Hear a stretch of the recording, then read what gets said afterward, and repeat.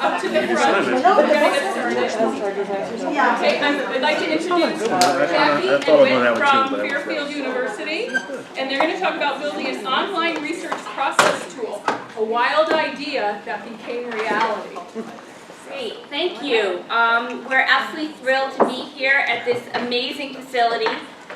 It's really awesome, and if any of the organizers are here, round of applause for them because it's awesome. So prepare to be incredibly active in this next hour together, okay? We're going to do about 5 minutes of the blah blah stuff, and then we're going to try to go right into it, okay? So we're from Fairfield University, and I actually was a reference librarian about 11 days ago, and now I'm doing something a little different in the library. But, and Wit is our technology guru that we vouch in. So here we are. The research tracker is our tool that we want to share with you. And here's what we hope to do today. Understanding a little bit of how this tool came about, we're going to share that with you.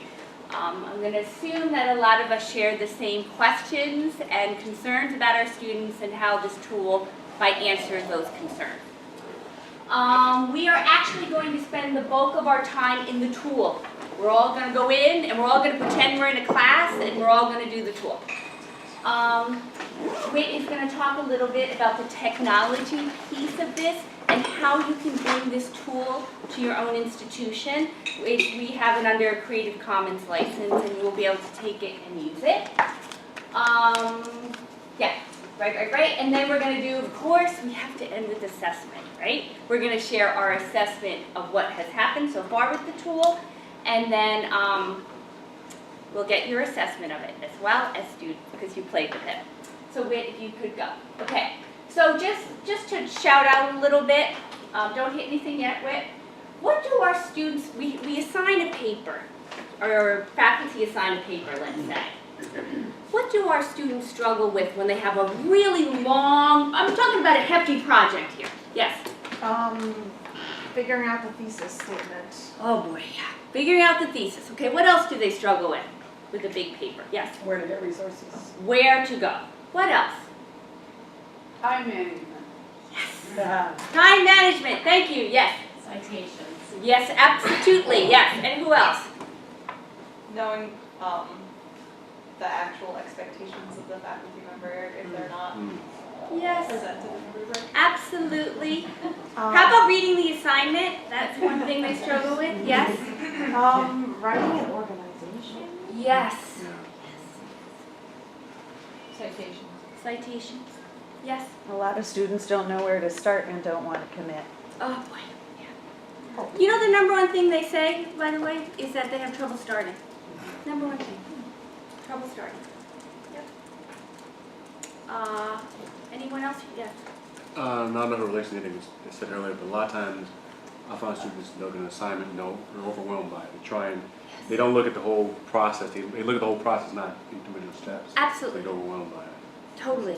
Yes. And we share that whether they're high schoolers coming in at the undergraduate level, at a community college, at a four-year institution, the graduate students, this is something we all share. So quickly, if you could hit that.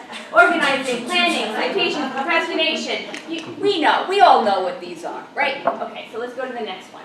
So why did we do what we do?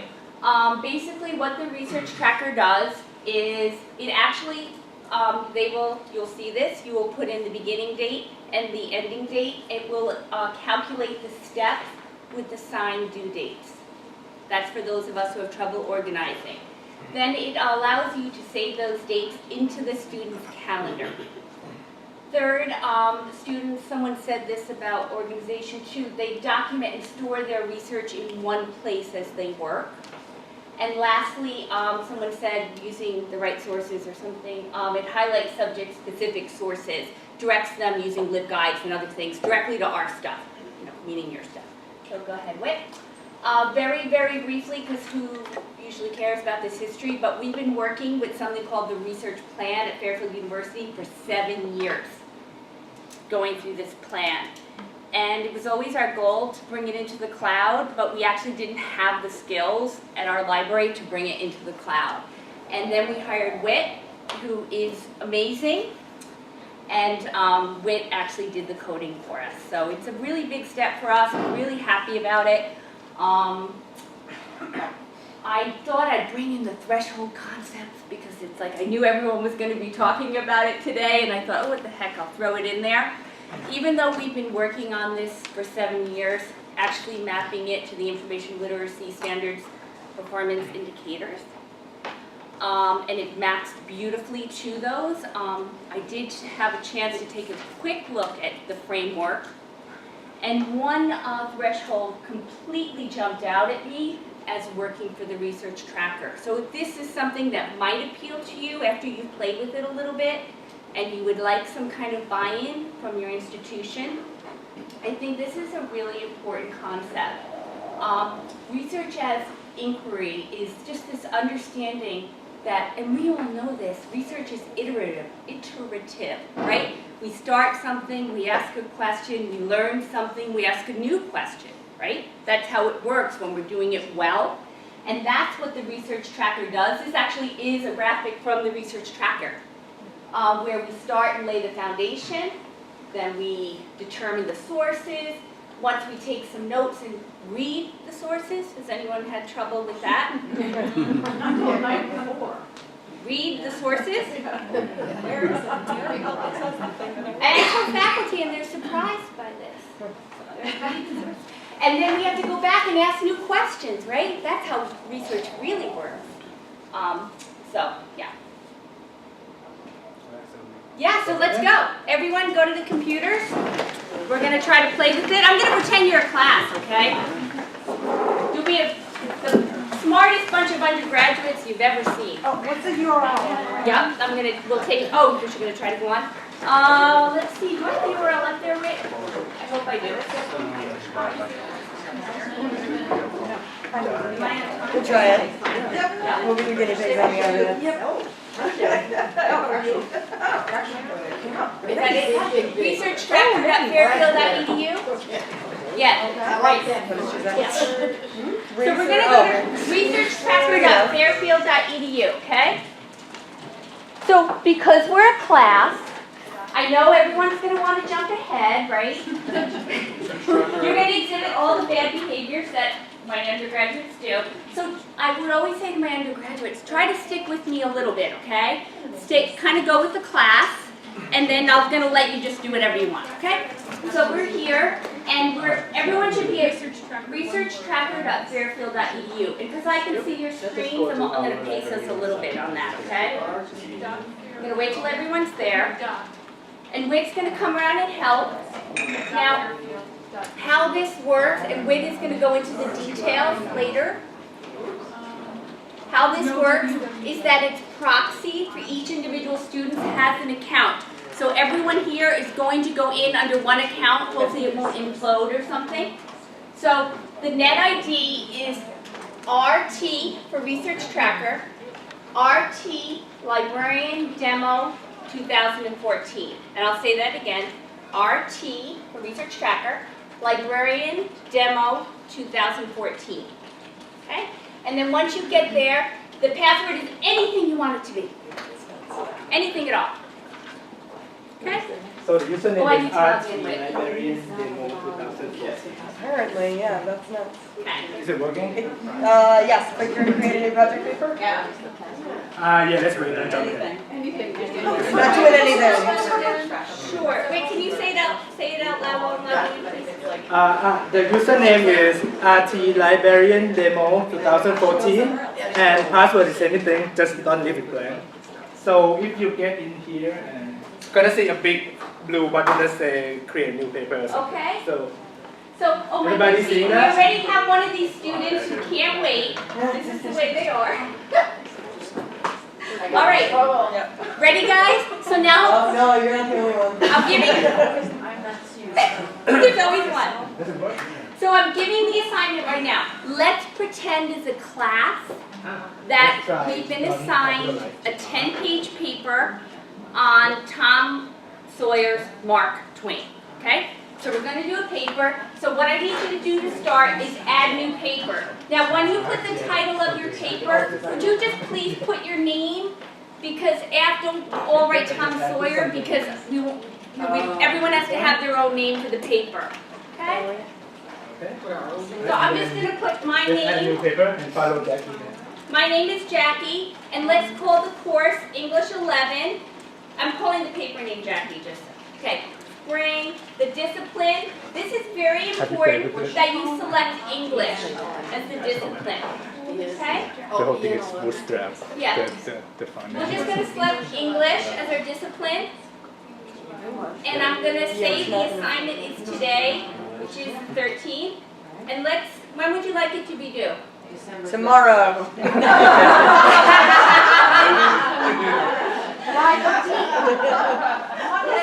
Oh, you undergraduates. Let's do 12/1/2014. Okay, let's give them a good 5 months. Someone else want? Okay, we're going to do 12/1 so you can see what it looks like. Okay? Yes. There we go. 12/1. Just so you can see it. Okay? All right. So you guys can see what happens. I can go into great detail for you to explain how we came up with this algorithm. But you can see on the left-hand side, right, that there's all the dates and the suggested completion date. Does everyone see that? And if anyone is interested in the methodology for the calculation of these dates, I think it actually is in the backup document to this, which I can show you later. Otherwise, contact me.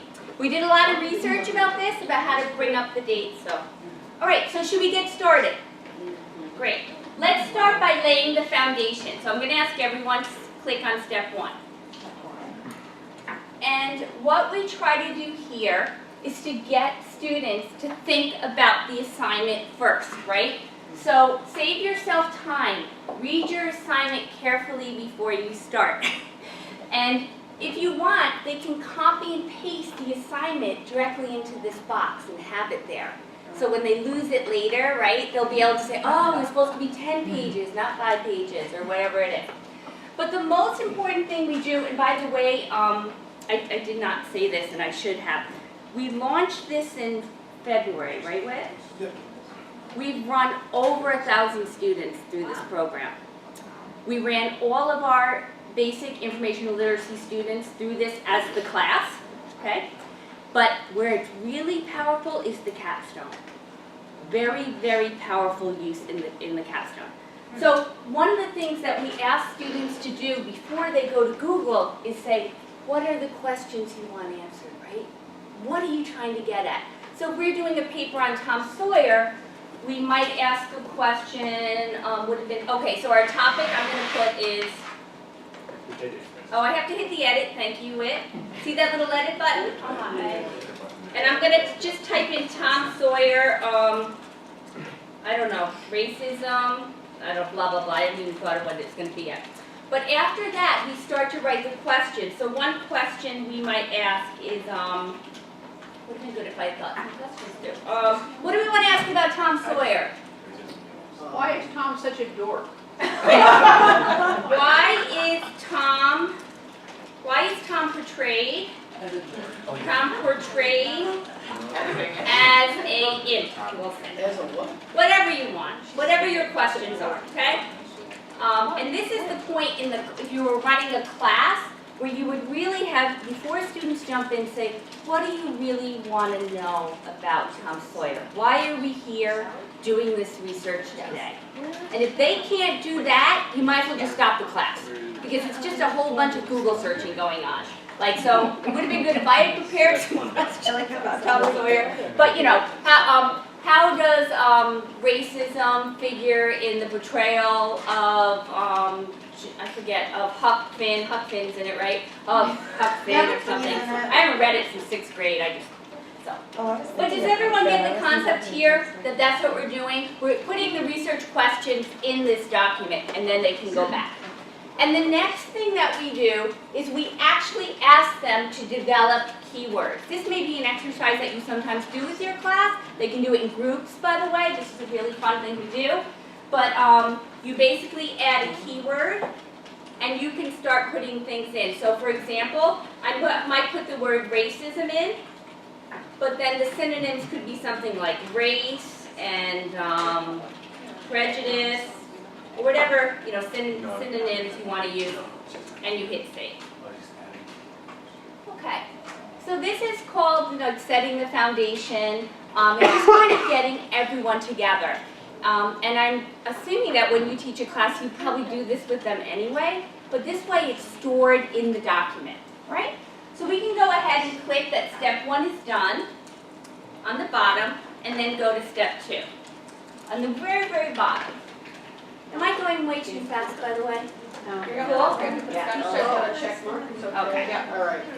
Because I apologize, I'm trying to do, you know, an hour and 15-minute class in 20 minutes for you guys, so. Okay.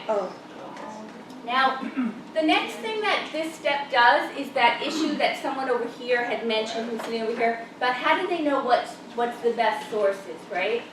And how can we get them to link to things that we own, that we're paying a lot of money for? So the next thing we ask them to do is have a thought about what kind of sources they would like for the paper. And I think there's some hierarchical privilege here where we tell them, boy, you really should think about doing scholarly articles. So we really want them to do that. But they can pick anything they want right there. But where the really cool thing about this tool is that it actually links to all of our LibGuides. How many people are using LibGuides? Huge percentage in the room. Okay. So once you entered in the discipline of English, it pre-populated this with the databases that are appropriate for this paper. So if you want to click on by subject and then it comes in English, you can see, hopefully it'll link to our LibGuides. Yeah, it links to the Fairfield U LibGuides. Okay. And then if you were using this in a class setting, you could have a discussion about how do we link to our guides. How do we select the right databases? Okay. All right. So the next thing that we ask them to do in the class is, after we kind of talk about the different databases, is just to add the database here. Now this is, I have to admit, a tiny bit clunky. Would you agree with? Yeah. Maybe this will be iteration 2, is that they actually have to copy it from the LibGuide to here. Yeah, in LibGuide version 2, they will have a full API, so I think it would be a lot easier to just pull it there. We're going to feed for LibGuides too. That's good to know. So basically what we're asking them to do in this step is to think about what materials do I need and what library resources will support that, and they put that here. Okay? So they just cut and paste. At this point, it's a cut and paste, right? What about permanence? Yeah, that's not the problem. That's not the problem. And then searching the catalog, yep. And then the last thing of this is, before they get too much further, we're still in this kind of pausing stage a little bit, have them think about the citation style now, rather than waiting till the end, right? Where they come in really concerned. And these link to all of our guides here.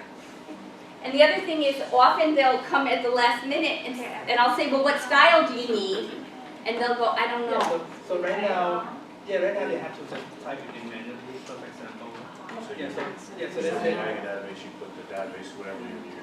Yes. And you go around. Yeah, the idea is you have the database that is supposed to be for this thing. I like how at the top of every page it says the suggested completion date. Oh, yes, suggested completion date, by the way, yes. So I'm going to click that step 2 is done and go to step 3, and then we'll pause for a minute to just talk about that. I noticed when you list the style, you get required citation style, it brings you back to go to step 1. Yep, that's right. So the idea is, if you put the assignment info in the step 1A, and when you decide which what citation you are required, you can just click on that and it will bring the requirement. Where do you put it in step 1? I don't see the It's the first one, is step 1A.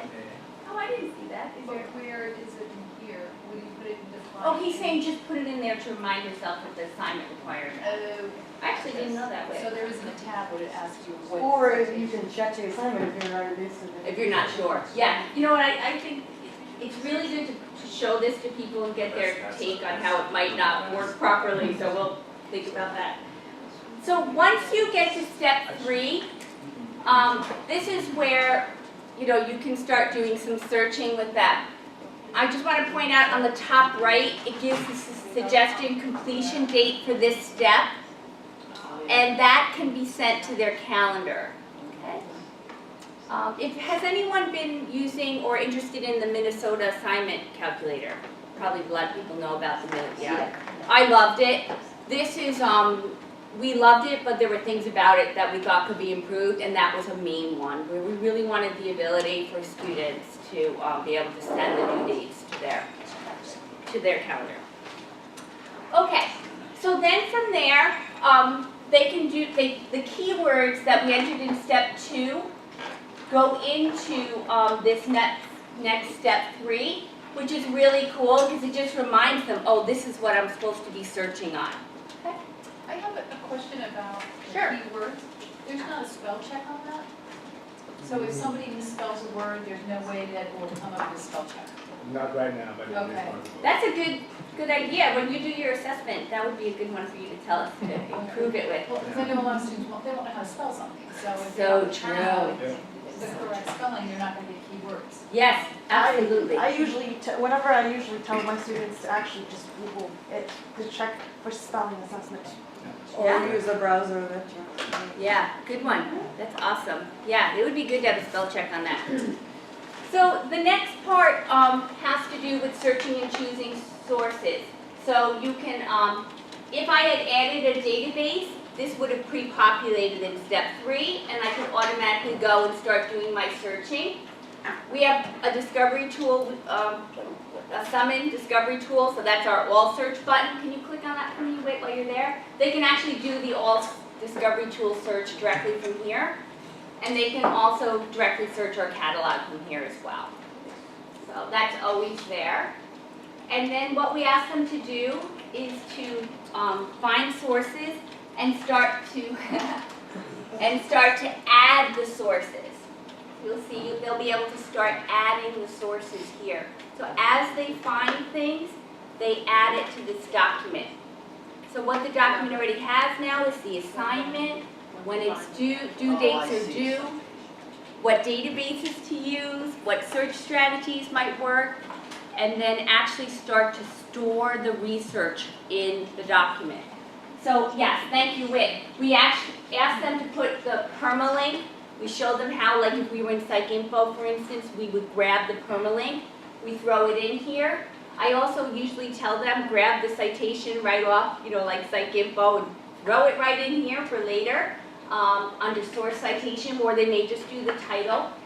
If we had months, they could start to take notes about the document. Right? This document will help me prove this point. This document sets the background for, you know, whatever they need. And then you hit save. And it's very common that I would, at least in a 75-minute class, get through all of this with them. We would be able to definitely get through, and they would be able to find multiple sources and walk out with this already started to this point. I will tell you that I don't need to do a thing. Once they open it up, you will hear keys flying. And they want to, like some of you wanted to keep going, they want to just keep going. You kind of have to make them pause at the steps. But they can fill this out. They don't need any help at all. It's very rare that they would need any help. So, you know, they would walk out with, you know, in a capstone class, they might walk out with, you know, obviously they haven't read them, but 10 or more. So let's click step 3 complete, maybe. And now I'm just going to step you through step 4. To talk about it a little bit. This gets to this thing about them reading and taking notes on the things they actually discover. And we're very interested at Fairfield U on helping students learn to paraphrase. And if anyone afterwards wants to talk to me, I could really use some help with that. This is a skill that we find our students don't have. But I think the beginning step to this is having some place where they can store their notes on the documents that they find. So basically, for each different source that we added, right? Wait. Yeah. We only add one. So We only added one, but for each source, we asked them to take notes on it, evaluate it, and then say this source passes my evaluation, and I will use this source in my paper. Once they click, I will use this source in my paper, I think it's the last step will create the bibliography for them. So there's times where, right, we use something as background, but we're not necessarily going to use it like as a citation in the paper. So this is going to carry forward, which I thought was, I'm sure Wit, you decided to do that. It's very, very clever. So that's how that works. Let's go to the next step. What time do I have? 1:37 right now? Oh, we're good. Okay. So now this is this thing. Someone said something about the thesis statement. Trouble with the thesis statement. For me, the thesis statement usually doesn't come until after some research has been done. So, but we could quibble, obviously, about that. Go back to your original research questions. This is this reiterative thing that's going to come up with the frameworks as well. Go back and think about why is Tom portrayed as an imp? That's a terrible question, by the way. I should have done a better job of preparing us. But go back and look at it. Have you answered the question? Or maybe your questions have changed. If so, then go back to step 3 and rethink what you're doing. And now it's time to craft the thesis statement. And just so you know, as far as this being self-contained tool, wait, I haven't showed at all the help button. Could you show the help button for me? What the help button does is every step of the process gives them some background. So this, for example, is, well, what is a thesis statement? What's a good thesis statement? And it links them directly to it.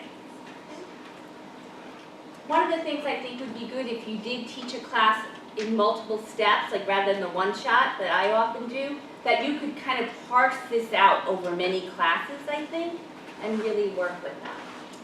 Mark Twain is an imp too. Thank you, Whit.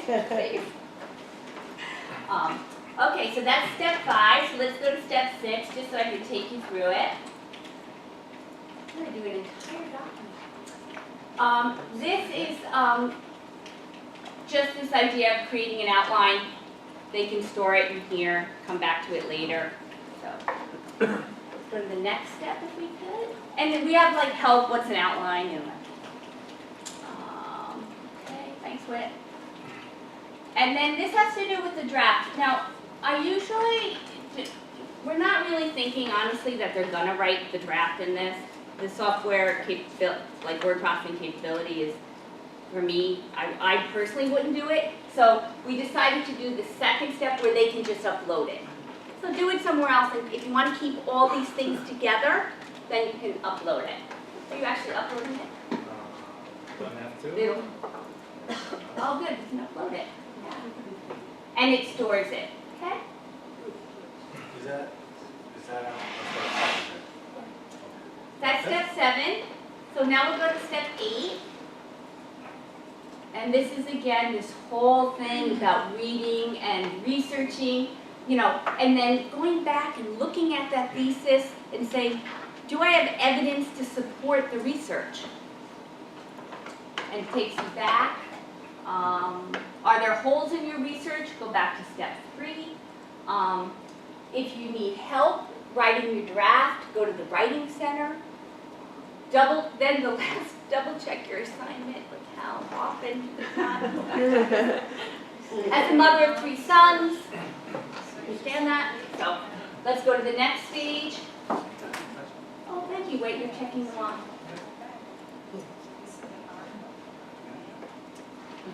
And then, oh yeah, so if we had put in a whole bunch of sources, you would see them here. They would all be listed, the sources, right there, and check them, blah, blah, blah, blah, blah. Okay, next step, brings in the citation. And we actually, should we do a step 10? So if you look at the dates, step 10 is usually a day or two before the assignment's due to say, double check it.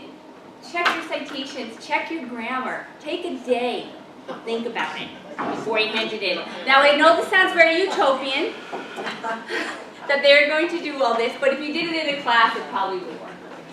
Okay, and then you can upload the finished paper. I like the disclaimer. Oh, it's clapping or something, right? No, it says will not magically submit this paper. Oh, yeah, we will not magically submit this paper to you. Yes. This is like because students think that when they would like to think that when they do this, their professor gets it. And so we don't have that talking yet. So, but then we program this little thing, like, yay. And then if we go back to the overview. Yeah. Since I haven't, the last step that I checked complete is step 7. So we will say here, here's your current step. And it will show that you are on track because you are now at step 8 right. and you should. The paper's health shows up. Every time they log in, they'll be updated to where they left off and where the paper is right now. And if you scroll down a little bit, wait a little bit to show these graphics. Oh, these aren't displaying well. Wait a minute. Oh, there they are. Yeah, so we say, this is a conversation, right? How should you spend your time when you have a big paper? And certainly it's personal style too. So one of the great things, if you would exit out with, is that you can go in and change any of the dates, and then all the subsequent dates will change for you. So that's really cool. Yeah, so if we decide, just change any one. Then all the other dates should change. Yeah. Where's all this stored? So, On the database. yeah, we're going to talk all about how you can have it. Yep. No, I mean, as you have it at Fairfield. It's on a server. On a server, is it a server just for this, or is it just on a server that does a lot of other stuff? In our case, it's just for this because we are on the virtual machine anyway. Yeah. It's on site, it's an on-site server? That is on our data center. Is it accessible from off campus? Yes. Yep. And it's tied in with our proxy system that we have, regular net ID that they normally use. That's what we call it at our school. Yeah. So, all right. So wait, can we just go back to the PowerPoint for a second?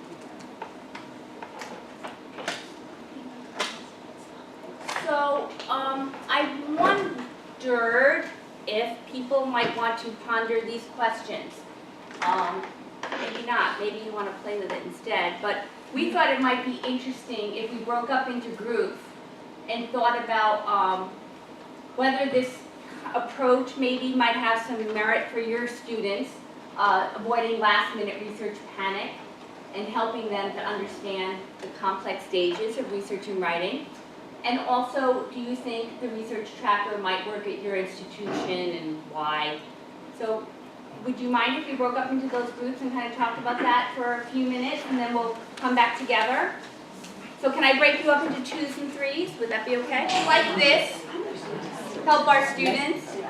And the second is maybe more, could this tool help your institution? So would anyone like to share any thoughts about these 2 questions? Hello. Yes. I love this tool. And I love it for my seniors because they think they know everything. And they can't create so they're doing their final papers and they just have no facility for putting together a framework or we used to use the assignment calculator.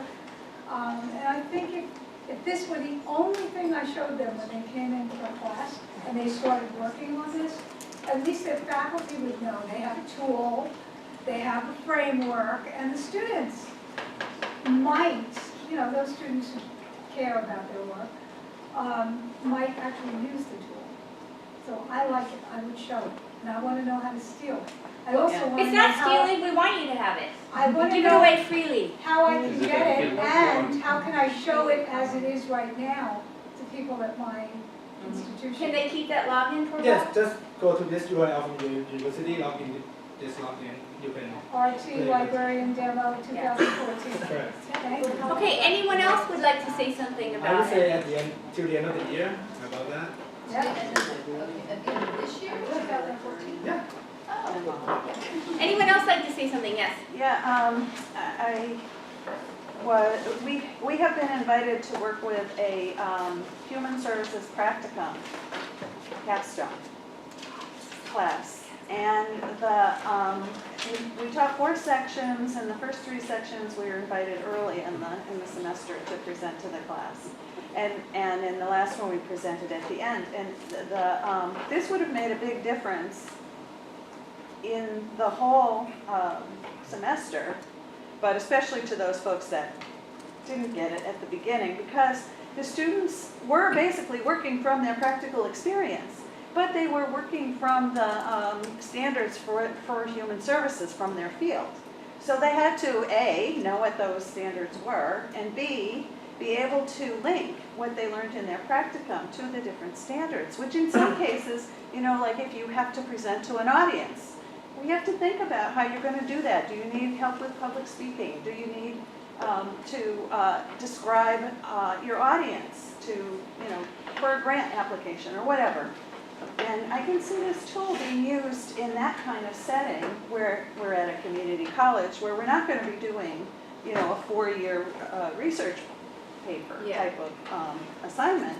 But we do need to get the students started early on a semester-long activity. Yeah. Did anyone make a comment maybe about how it might fit on a programmatic level? I just wondered. I'm just thinking that it streamlines. It streamlines teaching, the whole research process. Yeah. So- You want to teach naked? Isn't that an expression? Like you can walk into a class and just teach it. You know what I mean? Like you don't have to do a lot of prep. I think this could be really helpful with graduate students too, because a lot of them come back and they say to us, I've been out of school for 10 years or whatever it is, and they feel uncomfortable. So this, I think, will help get them reoriented. Nice. Yeah. That's awesome. One and one, and then I think we gotta go. Yeah. Sorry, we were talking about using it for review. We were always worried we actually only have about 40 minutes, so we don't have a 50-minute chunk out of an hour class. We have 40 minutes out of a 50-minute class. So we're always trying to figure out what steps students don't remember and quickly review it so that they have some, and then go from there and build on it. But we're always worried about how much you can do in that time. And we do mostly one shot. So we were thinking if we had good coordination with faculty and it's an upper level class, have them do steps 1 through whatever, and then we'll have our class at this point and we'll talk about this step. Step 1 and 2 before they come would be powerful. Do step 1 and 2 and then come see me. You don't have a research question, don't come. Wait, can you bring up the guide that goes with this, and then you want to say something? I was just going to pretty much say what she was saying. I like the idea of instead of doing your one shot, this is a library session, you can kind of use it as part of, say, the class's assignment, whatever the paper is, and walk through the whole process. Yeah. It kind of deviates a little bit from doing a one shot session, but it also gives you a little more variety. This is a catalog, this is a database, and I like the fact that this one utilizes the library's research for what it returned and use resources in the library. Yeah, it links directly to our discovery, and I just wanted to do one other point on the programmatic level. We actually, all of our first year students, 900, ran through this process in instruction class. We took them from, I got a paper assignment to the end, through at least step 3, and many of them logged back in to finish it. So from a programmatic level, if you're interested in research as process, want to teach that, it's very hard to teach process. It can be, good. I would like dissenters. Who thinks it stinks? Who thinks there's no way this can work? Dissent. I don't think it stinks, but to play devil's advocate, now I work directly with students in instruction, so take that, and nobody in our little group did.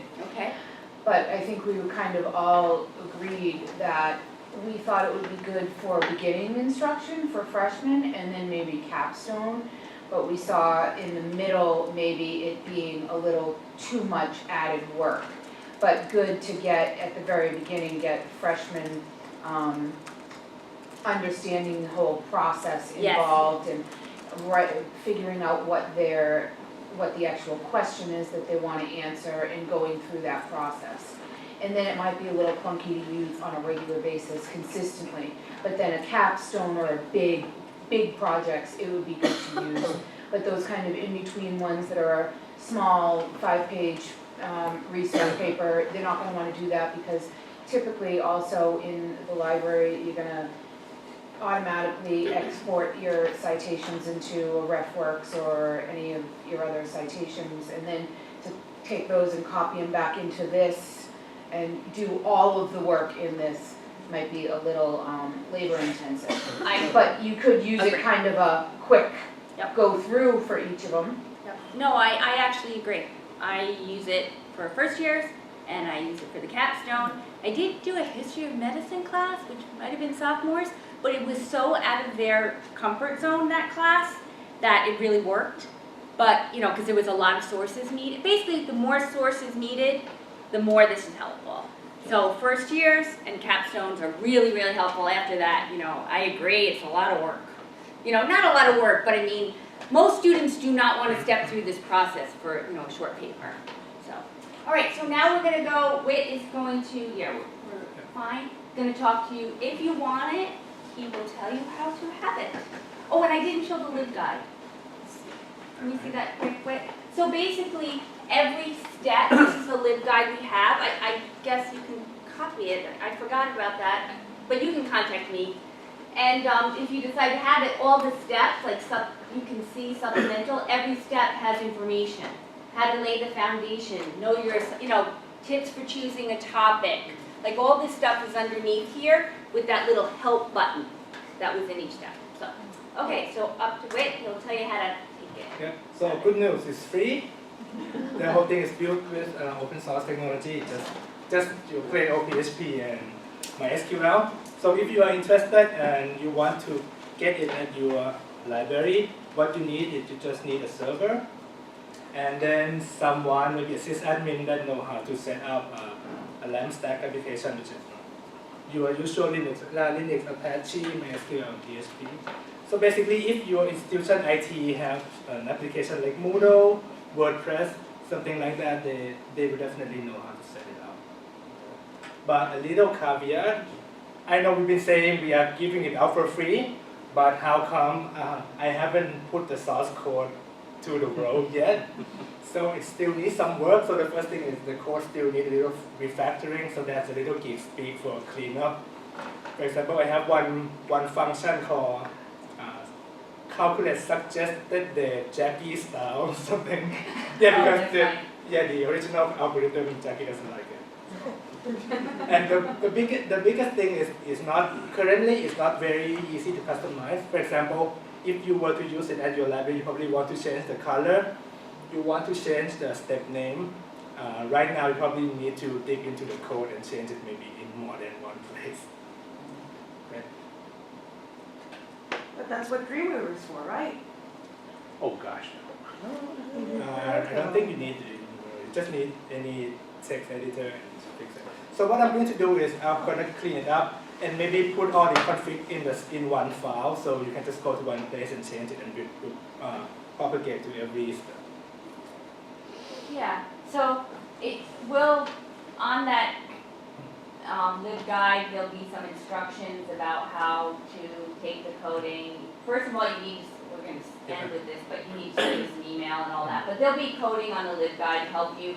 We are not a big staff and we cannot do it for you, so sorry about that. Yeah, so right now... I'm sorry, we just can't, you know, but we're willing to give what we have for free. Yeah, so right now if you have a developer that knows PHP and you want it right now, just contact me. I'll send you the source code and you can figure it out. Yeah, but you know, we'd love to say we could help you, but we can't. What's your contact information? Yeah, it'll be at the end. So, yep. So the last thing I want to do, because we only have a few minutes, is to talk a little bit about the assessment that we've had so far regarding its use, and then get some feedback from you guys on it. So, oh gosh, okay. So the research tracker, this is probably from our English, our basic information literacy program in our English classes. So we had 200 students, I guess, answer this question. It's useful and will help me stay organized throughout the research process. We only have 3 annoying people who said no. How dare they say no? It's easy and simple to use. Strongly agree, you know, pretty much everyone. I will say that if you put students in front of it, like I was saying, they will just take off of it. Like they literally just, like you have to like pull them back.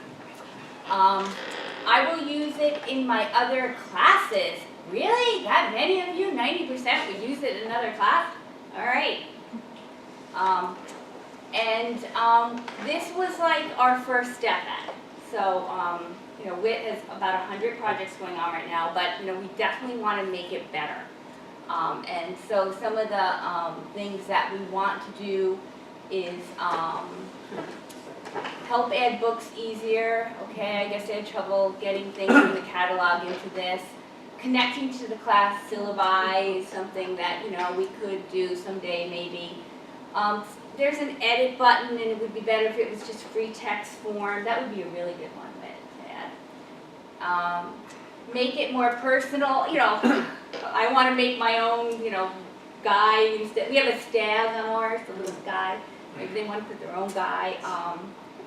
This is one to bring. This would be awesome. I got to tell you, I got this. We've done a lot of assessment on this. Even we've had interviews where we ask students what they want after using it. This came up from a student. It would be great if the teachers could be in there and connect with the papers. And right now, they can't. You know what I mean? Like, they're not seeing each individual file. It's personal. And so, you know, could there be a share function? That part we haven't figured out yet. But I think that's pretty interesting to do that. Even if you could share it to like the writing center, if you're gonna send them your first draft. Yeah, that would be really good. All right, Yeah. that's it. Yeah. How long does it stay on the server? Do you wipe the server at the end of every semester? Do you leave We've it? only had it since February, so. What's your plan? What's our plan? Well, it has to be there it's at least gonna 4 stay there years. for a while, yeah. Yeah. Okay. We want them to keep a full year, A full- 4 a years. full span, okay. Yeah. So. Have you seen any feedback from either like professors or from the writing center? I mean, are they both supporting it? So as far as professors go, one English professor loved it so much, he asked if we could do a faculty publishing one. Oh, yeah. And that is definitely, I'm thinking about it. Just not enough time in the day, but that is really an interesting like they need help organizing themselves. So I thought that was kind of interesting. Did they see like Oh, they were in the class with me. in their class like successes? She said, "Can you do this for me? I need this." And I said, "Yes, let's work on it." But you know how busy they get, and I'm waiting for them to reinitiate again. So, writing center, yes, we've shown it to them, but I think I'm going to be on the calendar for August because we launched this in February, and that's a rough time. So, writing center tutors come in at the end of August, and I think it's on their agenda to show it to them. Is it ADA compliant, or have you any questions that people? Probably not. Probably not. Yes. So, it took me 6 months to write this while doing other system stuff. So the main goal is to just get it done for the spring semester. So are your future plans to include I that? would think so. We probably should. Yeah. So that's really important. So thank you for. Is it browsers, is there any issues with browsers, like some browsers have difficulties like Firefox or? Oh, it's pretty good for. It's pretty good. We tested it on everything. So, and it just, you know, we have run like well over 1,000 people through it, so it's pretty. So, all right, so yes. I don't know if this even is relevant. Well, we were working at the State University to use for an off-campus class or online class. They use a thing called Blackboard, is Alan with it, would any issues with it, or So are there any when other issues? you think about Blackboard as being the system you log into, right? Right, This is its own system you log into. okay. So I haven't embedded it in Blackboard or, at our school, we have some in Blackboard, you know, we don't really have this Yeah. huge buy-in with Blackboard. I mean, it's our most common, but it's, you know, we haven't done that, you know, that also could be something. So you could take this and make it into modules and put it into Blackboard Learning But Community. it could be used. Yeah, I mean, the concept can, the coding probably Right. can't, but I actually don't know about that. But the concept, like I'm interested in Blackboard and developing these learning modules in Blackboard and Learning Community, and this is something that could be put into there, Right. the concept at least. Or you could just put the link. Oh, yeah, that, yeah. One of the good things though is that the password to get in here works for them, like through all the, you know, it works regardless. This is their university password, right, that gets in, okay, so, oh man, we only have till 2:10. And I wanna, how about this, if you wouldn't mind doing this assessment and then we'll stay and we can talk with you